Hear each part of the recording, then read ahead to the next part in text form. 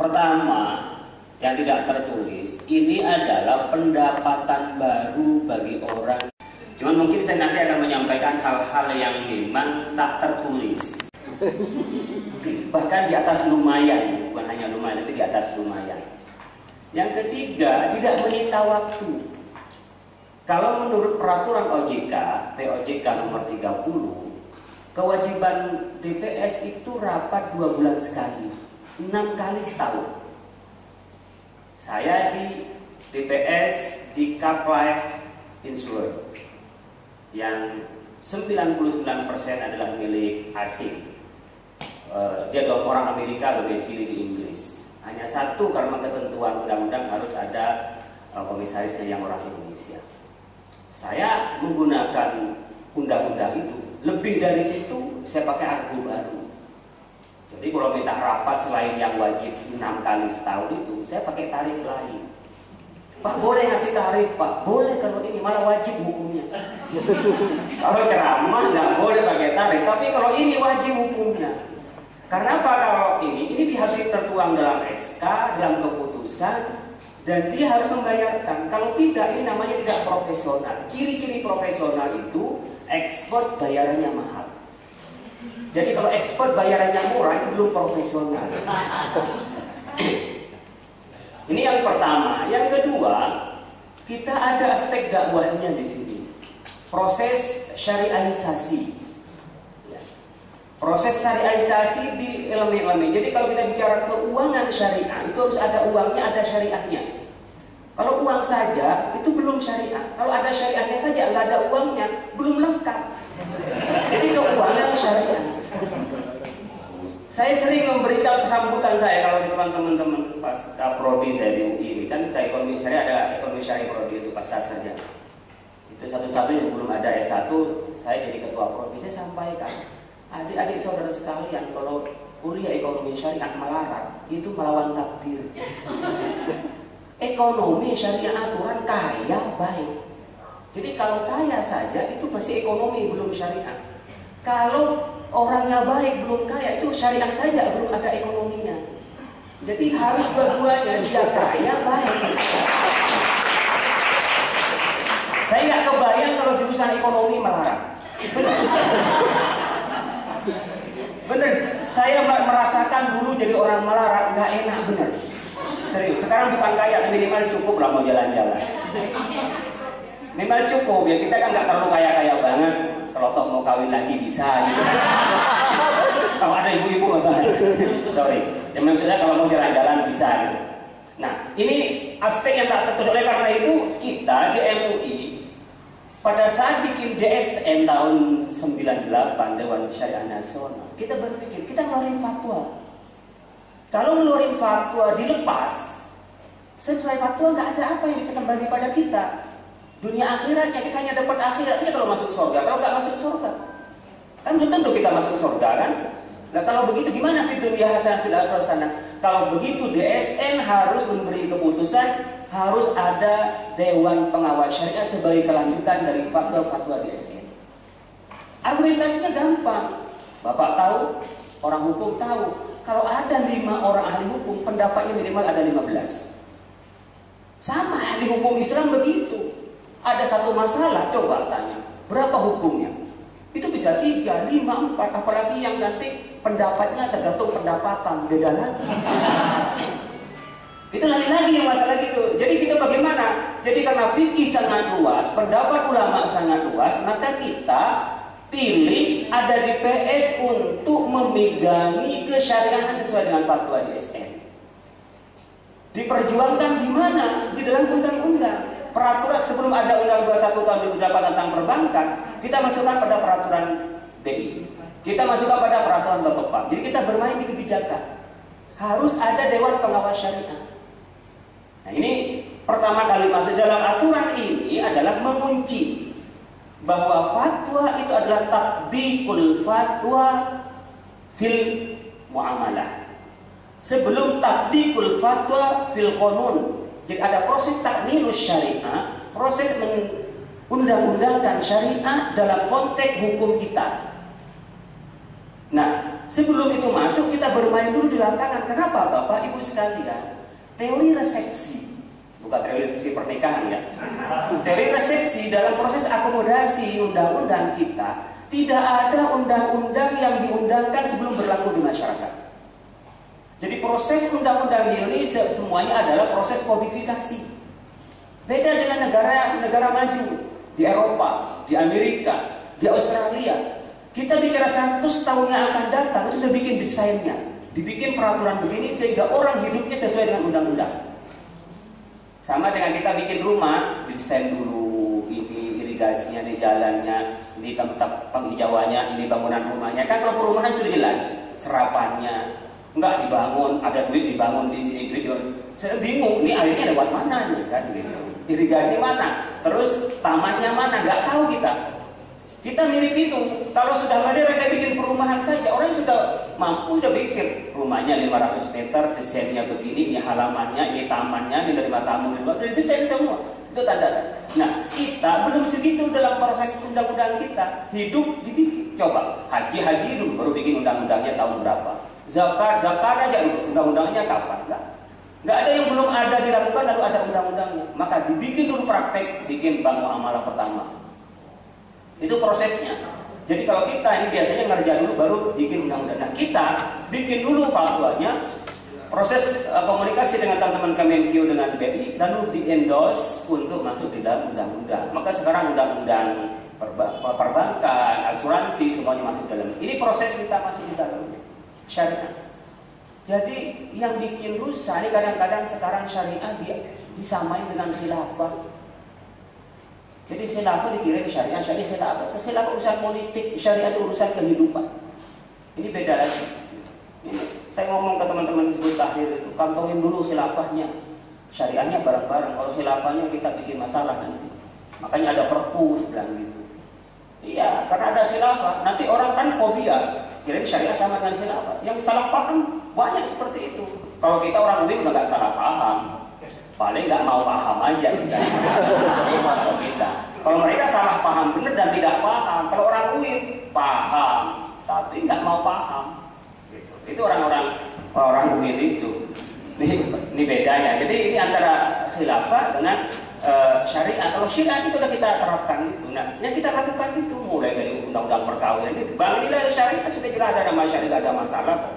Tapi ketika ada khilaf ada persoalan. Ini urusan politik lain. Kalau di HTI harus dibubarin pakai perpu, Bang. Tapi kalau orang NU gampang. Kasih berkat, baca selawat. Insya Allah dibubar sendiri tahlilannya kan. Itu nggak repot pakai perpu kalau ke orang NU. Saya tahu, coba di Jember kumpul semua, udah makan kasih berkat. Allahumma sholli ala Muhammad, bubar. Pasti itu orangnya. Bahwa isu-isu Islam di dalam negara, politik dan pidana pasti mentok. Tapi ketika dalam proses perdata itu berjalan lancar. Nah, terbukti memang kayak syariat ini berjalan dengan lancar gitu. Oke, ini keputusan DSN akomodir. Jadi DSN bikin PDPRT pedomannya seperti apa lalu diakomodir di dalam peraturan Bank Indonesia masuk ke sana. Nah, disitulah kita bikin namanya Dewan Pengawas Syariah. Kalau di sini judulnya optimalisasi peran dan fungsi Dewan Pengawas Syariah sebagai auditor eksternal pada lembaga keuangan syariah. Itu bukan auditor ya, bukan eksternal. Jadi dia itu diangkat oleh RUPS. Di dalam POJK 30 itu diangkat RUPS. Rapat pemegang saham itu mengangkat Dewan Pengawas Syariah. Dan hebatnya kita ini memang nggak bikin periodisasi.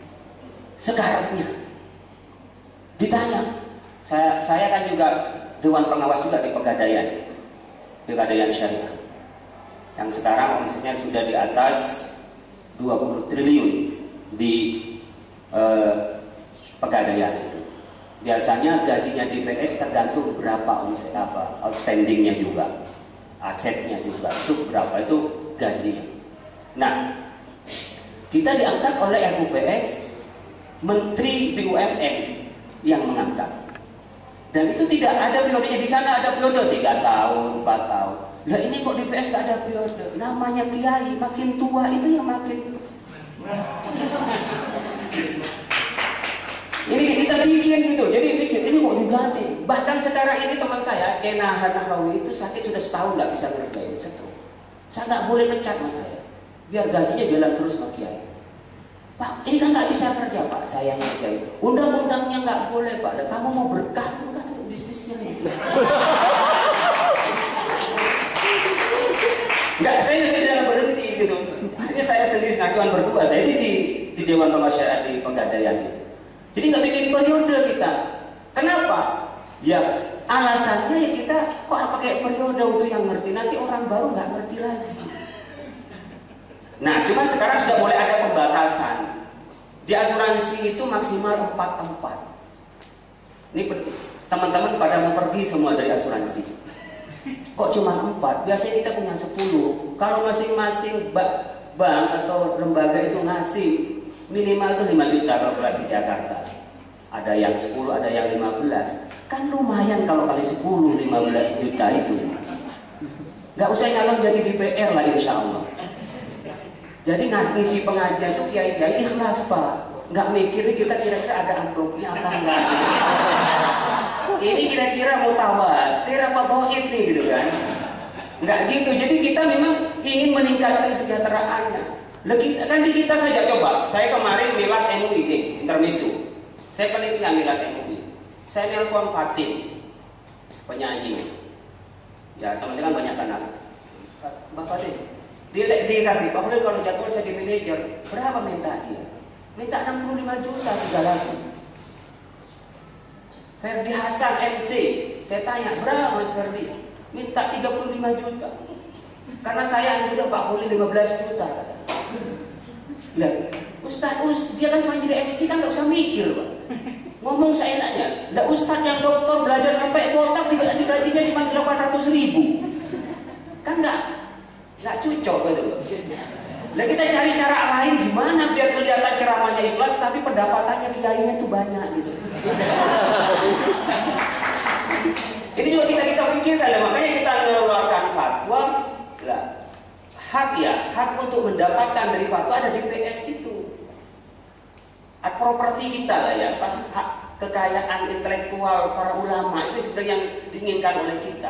Apakah sah Pak? Ya sah mereka dapat. Coba kita ngeluarin satu fatwa, berapa triliun mereka dapat uang? Fatwa tentang sukuk, sekarang berapa triliun sukuk itu dapatnya dari fatwa MUI?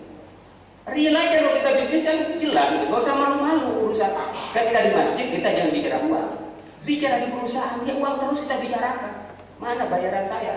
Kalau bonus belum masuk saya tanya, mana bonus saya kok belum masuk? Gak malu kita. Gak usah nanya di luar, langsung nanya bendaharanya, punya saya belum masuk. Oh belum ditransfer ya Pak? Iya.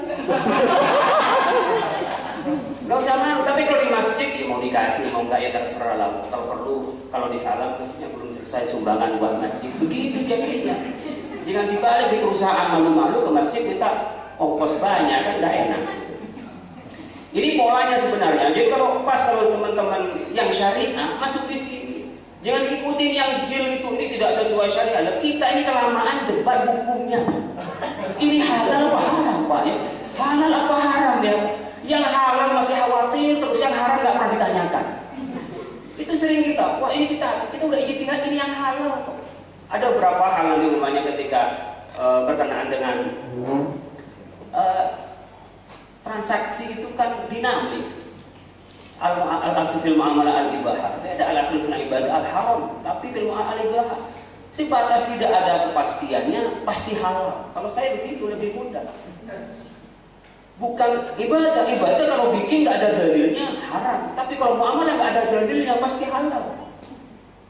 Jadi kalau ada orang mengharamkan muamalah kita nanya dalilnya. Kalau kita menghalalkan muamalah jangan nanya dalil bang asalnya halal kok nanya dalil gitu. Selama nggak ada dalil itu halal.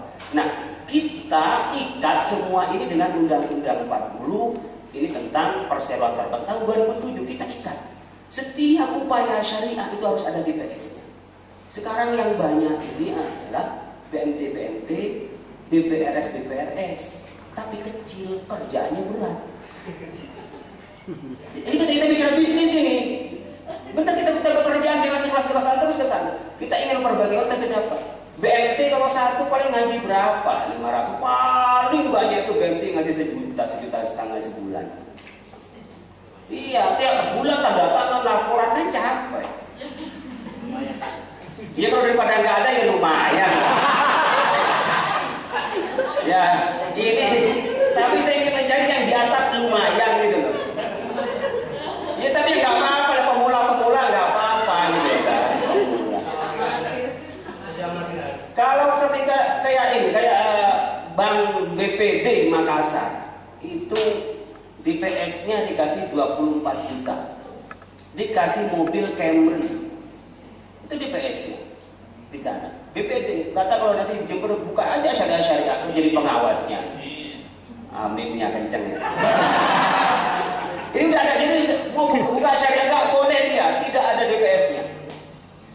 Kalau maunya saya ini 3 tahun diperpanjang di Pegadaian. Kemarin ditelepon oleh pihak kementerian, Pak Holil mau diperpanjang nggak untuk di DPS-nya di Pegadaian? Saya tidak minta, nggak diperpanjang nggak apa-apa. Berarti nggak ada DPS-nya. Kalau nggak ada DPS-nya nggak boleh jalan. Itu undang-undang kok. Anda termasuk pidana menjalankan usaha tanpa mengikuti undang-undang. Bukan saya minta, saya diminta. Anda perlu saya apa enggak? Saya belum tentu mau. Kecuali Anda menaikkan gajinya kan. Nah sekarang udah inflasi loh. Anda bisa begini kalau di bisnis loh. Coba teman-teman kalau pengacara sejam berapa dia? Gak apa-apa kalau di bisnis, tapi jangan pernah ngomong begini kalau ceramah atau ngisi pengajian. Kalau bisnis wajib itu, jangan malu-malu. Teman-teman ada yang malu-malu, Pak, berapa nih Pak kira-kira saya kasih ke Bapak? Terserah, dikasih 2,5 juta ngeluh.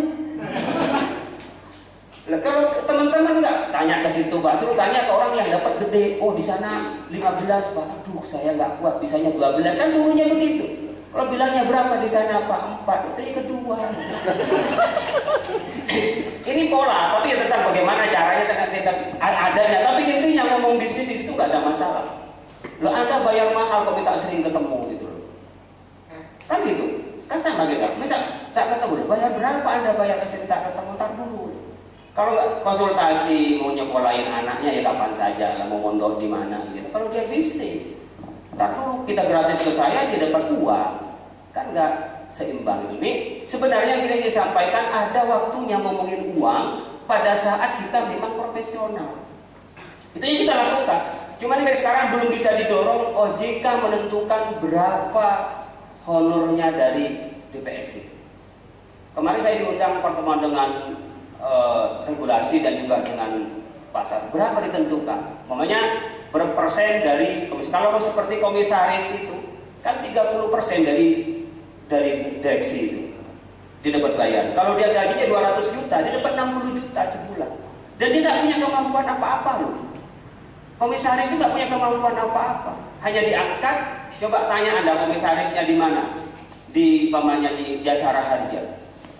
Komisarisnya atau pengawasnya, kan sama dengan kita pengawasnya. Itu pengawasnya 30% loh dari gaji komisaris. Jadi kalau dia gaji 300 juta, kalau seperti sekarang yang di BPJS itu gajinya 500 juta loh.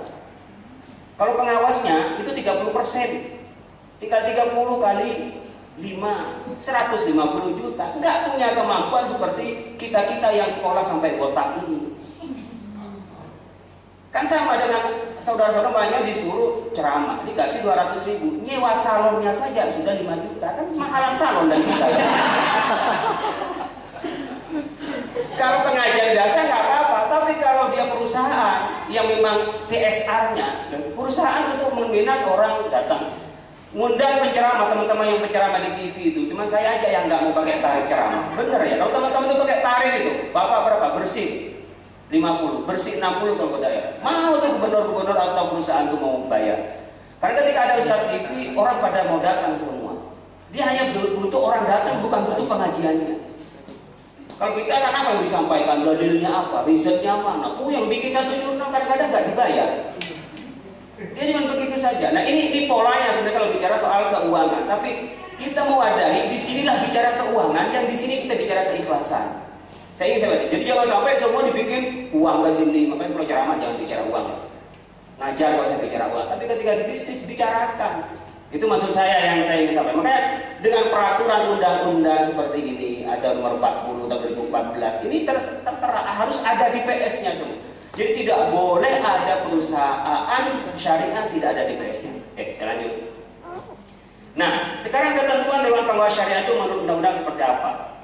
Menjalankan kegiatan usaha berdasarkan prinsip syariah. Selain mempunyai Dewan Komisaris, wajib mempunyai Dewan Pengawas Syariah. Dewan Pengawas Syariah sebagaimana dimaksud pada ayat ini adalah ahli syariah. Jadi nggak ada DPS itu yang nggak ahli syariah. Kadang-kadang kita dikomben, saya nggak ahli pasar modal, saya ahli syariah. Ada DPS teman-teman yang sudah pensiun di pasar modal. Jadi dia nanti yang menjelaskan ke kita lebih rinci. Kita sebenarnya nggak perlu tahu ketika mau ada produk, kirim ke kita. Apa isi produknya? Bisnisnya seperti apa? Oh, saya belum ngerti, minta rapat, presentasi kita dengerin. Kita tanya. Jadi nggak perlu tahu bisnisnya. Yang penting mau nanya aja, Pak, ini gimana? Ya nanyanya kayak bukan nanya orang nggak tahu. Kalau ini begini gimana? Padahal kita karena nggak tahu, tapi pura-puranya tahu. Dia kayak dosen lah di depan mahasiswa kan pura-puranya begitu. Jadi kan sama-sama dosen kan ya, rahasia.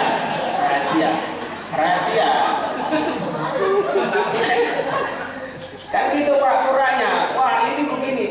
Kalau ini begini bagaimana? Siapa yang mau jawab? Padahal ini nggak pernah baca. Kan gitu polanya. Oh, kita juga paham oleh ustaznya yang nggak paham gitu kan.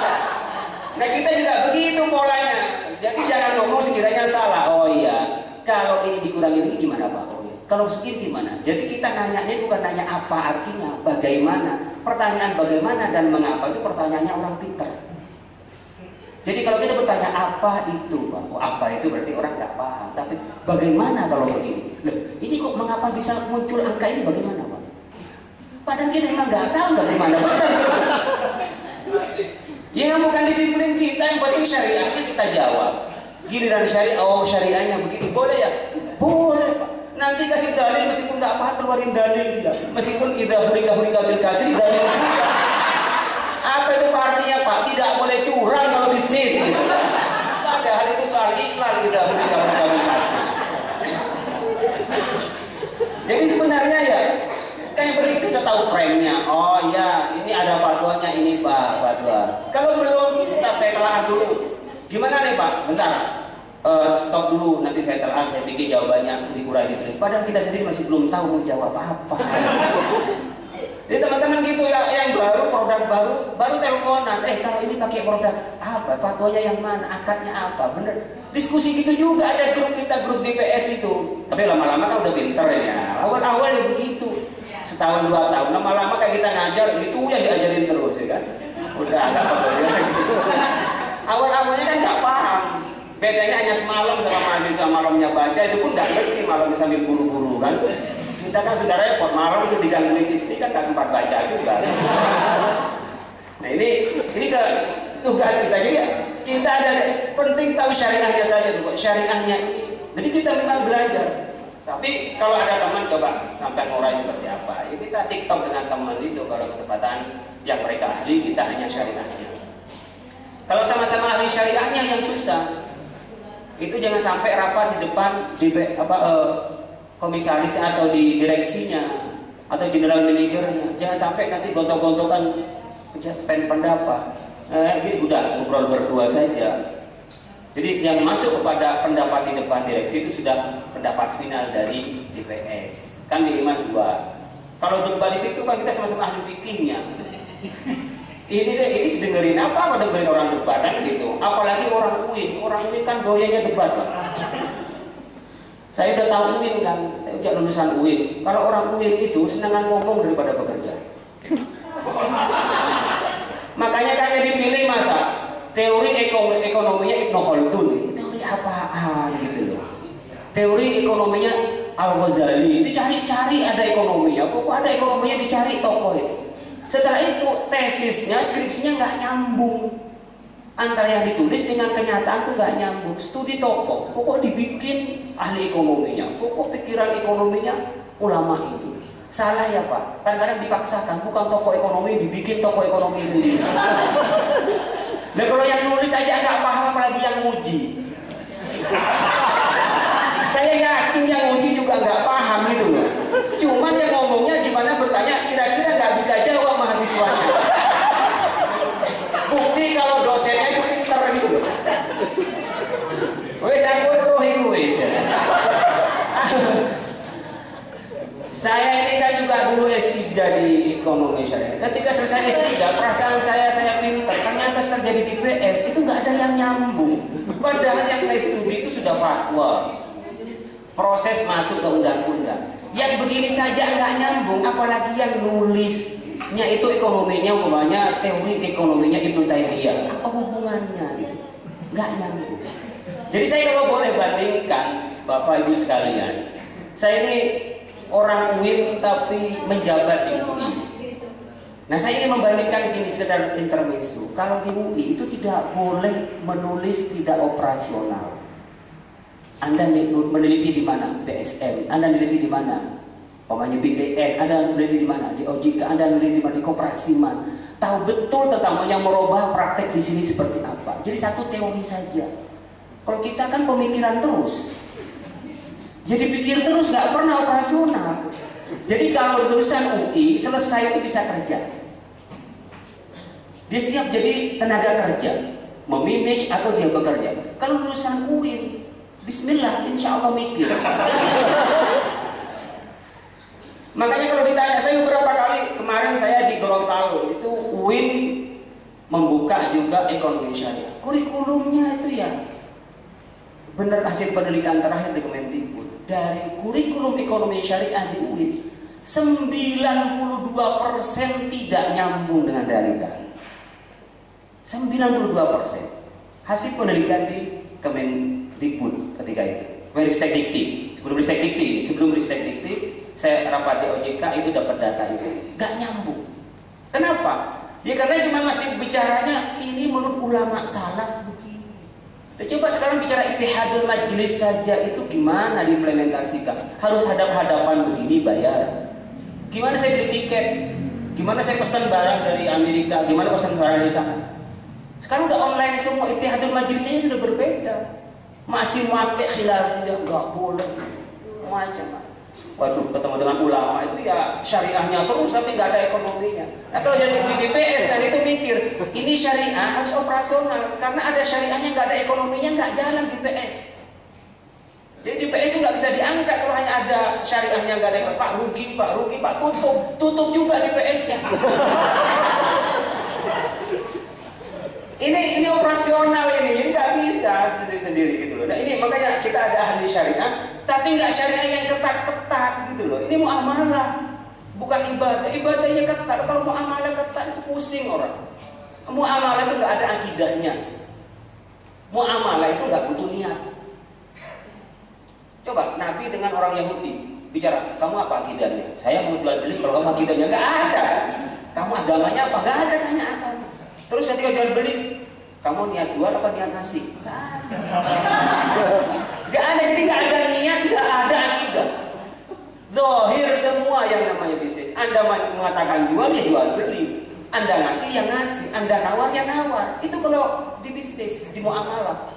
Jadi nggak pakai akidah, mau sekuler kayak, mau ateis kayak, nggak ada urusan.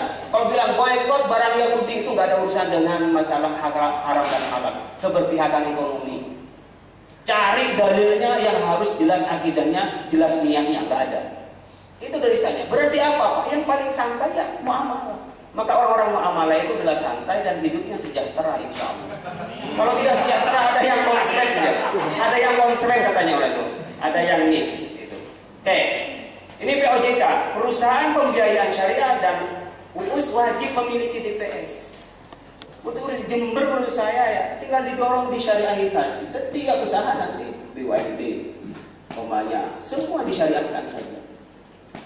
Itu untuk membuka lapangan kerja bagi orang lulusan syariah. Iya Pak, harus dibuka lapangan kerja Pak. Kalau nggak mampet ini. Berapa lulusan nih yang mampet nanti? Itu paling mudah itu kan saya punya. Nah. Maka tadi Pak, gimana? Kasih sertifikasi. Sekarang sertifikasi, semua sertifikasi. Nah, kan di sini DPS sebagaimana dimaksud orang ahli syariah atau lebih yang diangkat oleh RU atas rekomendasi Dewan Syariah Nasional. di SM itu dulu saya di fit and proper test. Pak Khalil ngerti akad merubah, ngerti mudharabah apa, menurut fatwa seperti apa, fikih seperti apa gitu. Sekarang kita mau eliminir itu dengan cara sertifikasi. Jadi sudah datang sertifikat, kalau yang mikro-mikro itu udah nggak pakai DSN. Capek berapa ribu mikro, tinggal ada sertifikat. Dia pengurus MUI, lolos. Apalagi yang Kemenkop, bukan OJK. Kemenkop itu paling mudah. Kalau OJK berat. Makanya yang mikro-mikro nggak mau OJK, Pak. Sudah ditarik sumbangan, laporannya berat OJK. Jadi jauh-jauh lah dari OJK kalau mikro. Benar. Wala taqrabu OJK. Itu untuk yang mikro, berat, diminta sumbangan, aturannya. Banyak ke koperasi. Koperasi cuma paling setahun sekali, RKAT datang. Paling ya ketemu salaman-salaman, jangan sampai rugi ongkos pulang, udah selesai. Kalau di Kemenkop itu, kenapa? Ya tahunan, dan kita tidak mau rusak kan. Makanya kemarin seperti halnya tadi Pandawa macam-macam itu kan banyak dari koperasi ini celahnya, karena kontrolnya kan kurang begitu kuat di koperasi ini. Nah koperasi kalau DPS punya sertifikat, kadang-kadang kayak kemarin, pengurus MUI dilayangkan, berarti tidak ada yang ngerti syariat. Oh ini pernah ngikutin apa seminar sertifikasi, di belakangnya ada tulisan, ada OJK, ada DSN. Oh berarti orang udah ngerti, udah loh. Bahkan kemarin ketika BSM itu mengasihkan pendanaan ke pesantren Sidogiri, BMT-nya, lihat DPS-nya dapat sertifikat apa enggak. Nah sekarang ini kita sudah dapat punya lembaga namanya LSP, Lembaga Sertifikasi Profesi. Itu resmi dari BNSP, Badan Nasional Sertifikasi Profesi. Di MUI baru keluar 2 bulan lalu. Asesornya hanya 20 orang yang baru bisa jadi asesor. Yang sudah juga dapat sertifikat sebagai DPS yang resmi baru 20. Termasuk Khalil Nafis ini. Bagian dari asesor. Kayak Ma'ruf sendiri itu kita asesi. Dia masih ngambil sertifikasi DPS karena nggak ikut asesor kemarin. Kita selain si asesor ya 25 itu baru diajukan lagi kita. Ini proses sertifikat. Jadi kita nanti tidak lagi datang di fit and proper test, tidak. Anda ikut sertifikasi nggak? Sertifikat udah. Itu ada rekomendasi kita. Dan seluruh Indonesia itu sekarang yang ada lembaga sertifikasinya hanya di DSN itu yang dapat pengesahan dari BNSP. Makanya ketika kemarin waktu gimana nih mau bikin kita belum bisa menjangkau yang begini. Prioritas di sini belum selesai gitu loh. Kecuali nanti mungkin ada pelatihan pun kayak kemarin itu dia harus perwakilan dari lembaga. Karena yang lembaga besar-besar ini pun belum punya sertifikat, sementara nanti ke syarat ke depan itu sudah diminta sertifikat. Saya jadi DPS tiap 6 bulan itu dimintai. Ya, asesor itu kan harus minimal setahun itu kan 10 orang mengasesi. Kalau tidak, dia dicabut sebagai asesor. Saya sebagai DPS minimal dalam 6 bulan pernah menyampaikan sekali 2 kali bicara soal ekonomi syariah di publik. Pelatihan seperti hal sekarang ini. Sertifikatnya harus disetorkan ke OJK. Setahun tidak pernah melakukan upgrade itu, maka dia tidak bisa dilanjutkan sebagai DPS. Jadi besok DPS itu akan lebih berat. Sekarang sertifikat, dari sertifikat itu ada fit and proper test di OJK. Saya kemarin diminta ASHI untuk jadi DPS. Saya beli nolak asuransi itu. Kenapa? Menurut saya masih nunggu bank aja yang gedean. Bener Pak, saya serius. Saya mau, waduh ini full, kecil-kecil kan sayang. Kasihlah teman-teman yang lebih kecil, yang gedean saya ambil kan gitu. Ya ini serius, tapi ini ada hubungannya dengan bisnis di Sidogiri. Saya alumni Sidogiri. Terus ini Pak Khalil, kita perlu orang yang dikenal di OJK biar nanti izinnya nggak bertele-tele. Kalau orang baru nanti lama, karena di OJK di fit and proper test lagi. Saya tim ada 7 orang pengembangan produk-produk keuangan saya di OJK, saya termasuk di dalamnya tim. Jadi kalau teman-teman wawancara saya formalitas saja, ngobrol udah selesai. Saya bilang kalau ahli syariah insya Allah lebih pintar kiai-kiai atau ustaz-ustaz senior yang di Sidogiri. Saya udah banyak lupa kitab, saya bilang gitu. Saya banyaknya ingat buku, sekarang kitab udah banyak lupa. Menurut saya biar orang Sidogiri. Tapi ya itu karena memang mempermudah. Ke depan itu untuk memperpanjang ini adalah harus ada proses upgrade ya dari masing-masing DPS itu. Nah, kita ketika mendapatkan sertifikat tidak cukup di situ, dia harus terus upgrade.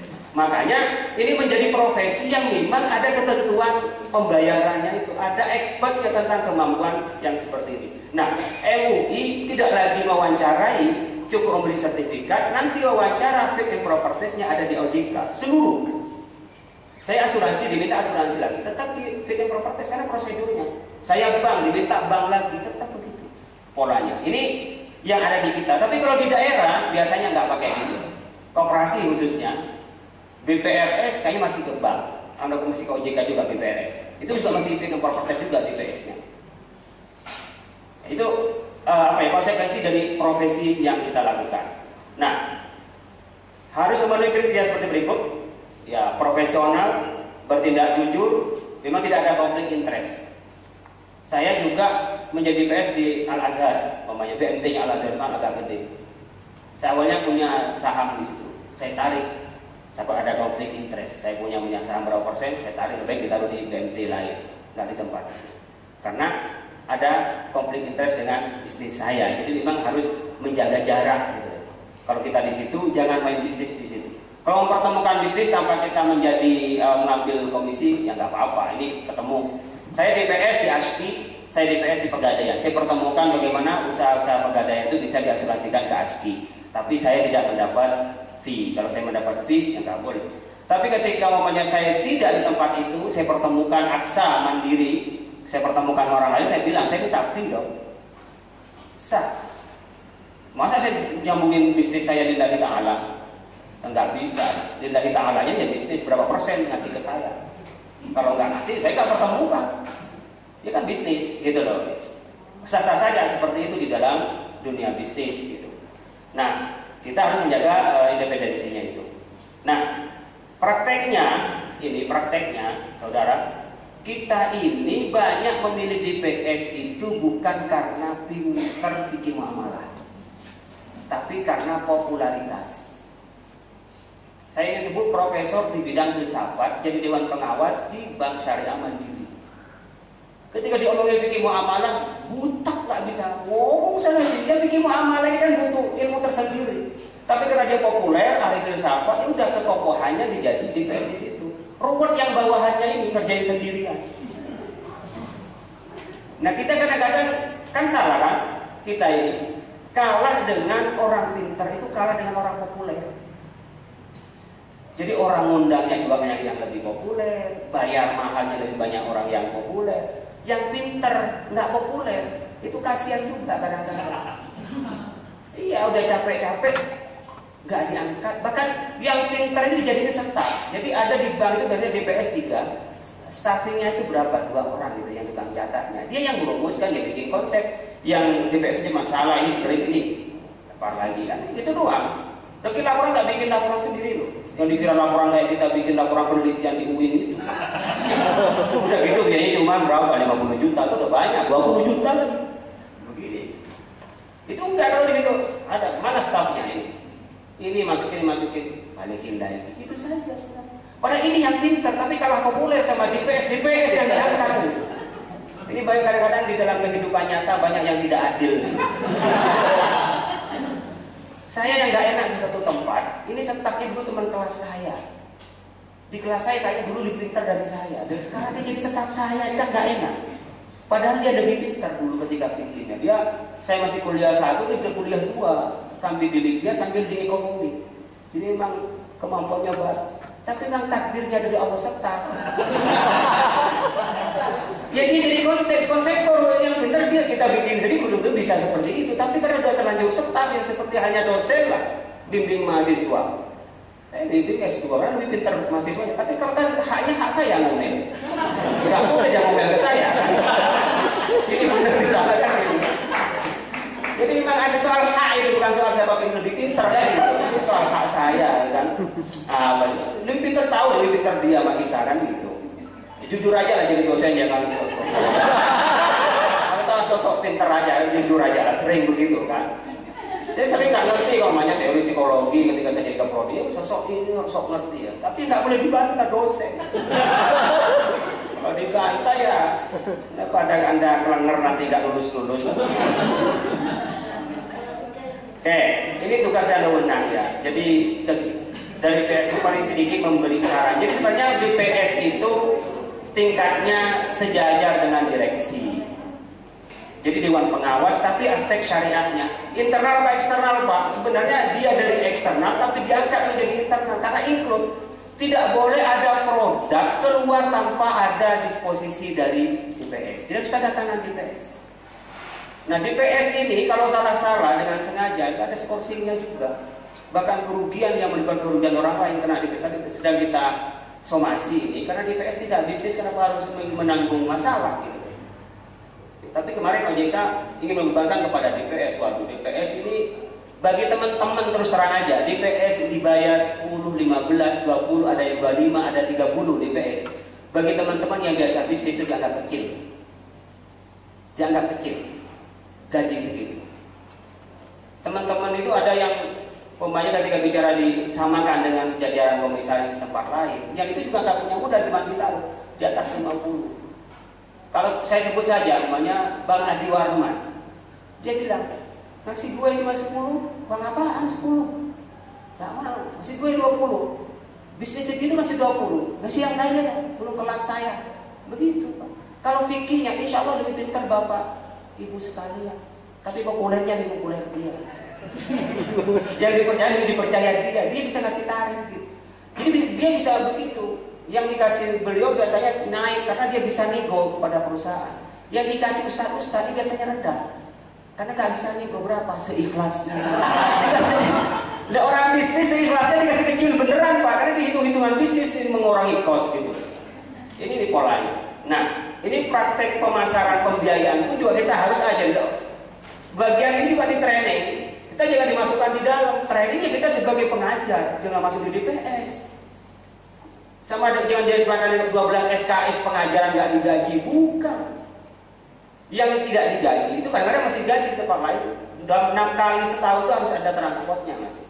Kalau ngisi umumnya ini bagian pemasaran agen-agen bagaimana cara yang syariah pada yang tepat. Kita adalah sebagai orang luar jangan masuk di dalam. Itu di antara di dalam ya. Tapi kalau tak ikhlas-ikhlasan bisnis lagi berkembang yang nggak apa-apa. Tetapi di dalam teman-teman yang profesional yang ngawas-ngawasin, ngasih acara ya, ngasih acara sendiri, ngajar sendiri. Jangan hitung di dalamnya. Yang saya ingin sampaikan adalah bisnis is bisnis. Menyampaikan uang pada saat bisnis itu sah dan halal. Maka kita lebih baik menjaga yang tidak bisnis, jangan bicara uang. Yang tidak bisnis, udah nggak usah bicara uang. Sudah, ini adalah pengabdian saya. Tapi di sini kita jangan bicara pengabdian. Di sini adalah kita bicara bisnis. Bagaimana syariah tapi juga ada uangnya itu. Nah, ini ulama fikih yang muamalah, lalu yang pakar keuangan syariah, kemampuan dan kesadaran. Jadi sekarang dulu kita kesulitan cari sarjana syariah dan keuangan syariah. Sekarang sudah mulai mudah. Tetapi cari yang lulusan applicable yang mampu melaksanakan di lapangan itu yang kesulitan yang kedua. Maka nanti dikhawatirkan karena di perguruan tinggi lulusan-lulusan syariah ini tidak ada lapangan kerjanya. Sekarang pada menyelenggarakan prodi peminatan ekonomi syariah, tapi tak nyambung dengan dunia nyata. Maka kalau saya dorong, ya bukan saya, kalau di UI tidak boleh nulis kecuali yang di lapangan yang bisa dia kerjakan setelah itu. Gak boleh ngawang-ngawang pemikiran ini, pemikiran itu, ekonomi, pemikiran ini, ekonomi. Itu cukup sebagai bahan teori saja untuk membaca realita. Oh, teori keuangan, financial planning dari McKinsey, boleh lah. Tapi coba financial planning itu di dalam Bappenas seperti apa dipakai. Financial planning di dalam APBN seperti apa, APBD atau perusahaan syariah ini seperti apa. Teorinya McKinsey itu diterapkan di situ. Jadi polanya satu teori dipakai di dalam satu kasus. Jadi case study lah ya, bukan hanya pemikiran itu yang ada. Nah, kita ini sekarang kebutuhan terus nambah, tapi siapa yang mampu bekerja? Kita kesulitan yang kedua. Dulu nggak ada sarjananya, sekarang sarjananya sudah mulai ada, tapi sarjana yang mampu yang sedikit. Terima kasih kelamaan. Terima kasih. Assalamualaikum warahmatullahi wabarakatuh. Terima kasih.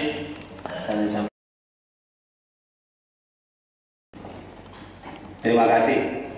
Pertama, memang Dewan Syariah Nasional pun hanya di pusat. Dewan Syariah Nasional tidak ada di MUI provinsi atau kabupaten kota. Dewan Syariah di pusat. Yang kedua, kita memang dalam peraturan satu perusahaan itu dianggap satu entitas. Jadi hanya satu DPS di pusat saja. Maka membayar 3 orang itu ringan.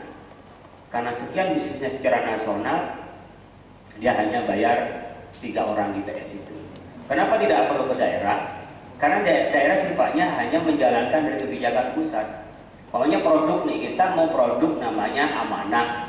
Amanah itu adalah peminjam proses leasing lah, kira-kira leasing. Leasing itu pakai akad apa? Lalu polanya seperti apa? Di wilayah dan cabang itu hanya jual, mempraktekkan. Nah, produk ini kan harus disahkan oleh OJK. OJK mengesahkan kalau sudah ada tanda tangan dari DPS. Nah, ketika ini jalan, hanya apakah dia sesuai dengan sistem itu, dengan akad itu atau tidak. Kalau melanggar berarti karena dia kayak orang maksiat, dia sudah melanggar ketentuan. Kita mengawasi kan? Ya, kita mengawasi pada saat proses. Makanya tadi ketika saya mau bikin produk ini loh Pak, seperti apa produk ini didiskusikan. Saya aspek bisnisnya begini, akadnya yang digunakan apa ini? Ada nanya, oh pakai ini, polanya seperti apa akadnya? Oh gini. Nah, setelah itu dibikinlah sebuah usulan untuk produk, disampaikan pada OJK. OJK melihat hasil kajian di dalam bisnisnya, lalu tentang syariahnya dari DPS, disahkan, udah menjadi produk ke bawah, sehingga tidak sampai ke bawah. Nah memang, wah kalau nanti per daerah ada, betapa banyaknya nanti DPS-nya, dia kosnya juga terlalu banyak. Ya kan, namanya provinsi, kalau sampai ada di 20 provinsi, berarti kan ada 20. Kalau kabupaten kota, banyak sekali, jadi kayak pegawai. Tapi kalau di atas, dia hanya bicara soal pada saat membuat produk. Yang kedua, kita termasuk dengan tadi, pengawasan pas sampai daerah. Kita ngawasi mulai dari produk ini, bisnisnya diinvestasikan kemana. Kalau saya biasanya, kalau dulu itu dikasih, kalau mau tiap bulan, 2 bulan sekali, 3 bulan sekali, terserah. Karena itu tidak diatur oleh OJK, tidak diatur oleh regulasi. Tetapi inisiatif kita, minimal macam setahun saya 2 kali mau turun. Mana aja cabangnya? Saya tanya, oh saya mau turun ngeliat yang di Papua deh. Seperti apa di Papua bisnisnya? Ke Papua kita. Oh saya mau ngeliat yang di Aceh, saya ke Aceh. Nanti lapor, oh di sini standar umpamanya. Saya bisa ngeliat dari akad, saya akad udah benar. Saya tanya langsung di mana bisnis, lalu ketika nasabah datang saya tanya pada nasabah. Udah gitu layout kantornya kita juga tanya. Mana nggak ada nuansa tulisan syariahnya? Umpamanya kalau pegadaian tulisan syariah, pegadaian syariah. Kalau apa? Umpamanya Cup Life ada syariahnya. Nuansa syariahnya mana? Umpamanya. Kalau di sini udah kasih ayat apa? Ayat kursi udah ngusir setan. Iya, jadi kita memang nuansa yang tidak wajib ya kita jadikan sebagai protap. Ya, ketika ketemu orang ya nyampaikan dengan salam dan jangan selamat pagi, assalamualaikum. Kita coba masuk. Kira-kira gimana dia nyambungnya? Coba kita masuk sendiri tanpa ditemani oleh orang, kan nggak tahu kalau saya DPS-nya mungkin yang di bawah. Masuk aja dulu, assalamualaikum enggak, kira-kira seperti apa pelayanannya? Wah ini standarnya nggak pas. Jadi yang tadi disebut dengan pemasaran itu adalah bagian dari protap-protap itu. Dari mana itu Pak panduannya? Ya kita mikir sendiri aja yang mana yang sopan, yang syariah itu.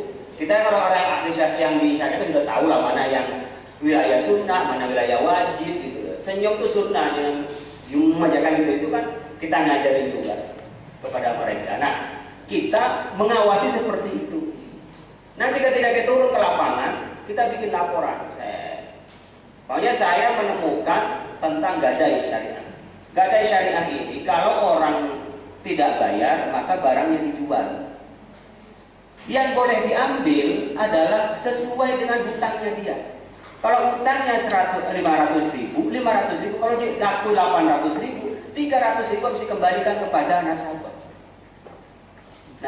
Nah, kalau tidak bisa, kalau dia diambil, dianterin, kalau ternyata tidak ada tempatnya, tidak bisa ditelepon, maka uang 300.000 tidak boleh menjadi pendapatan pegadaian. Dia harus menjadi dana sedekah. Saya tulis di dalam akad itu. Sampai kapan waktunya? Setahun. Saya samakan dengan lukotoh. Setahun nggak diambil 300.000, orangnya nggak ada, nggak bisa dikontak, dana ini menjadi dana sedekah.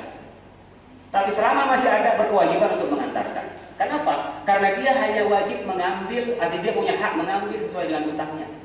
Lebih dari utangnya, ya bukan haknya dia, tidak seperti hari konven, nggak bayar, diambil sak motornya, berapa habis, nggak boleh. Kalau kurang bayar, kan dia masih punya utang. Harus disampaikan, Pak, ini sudah dijual.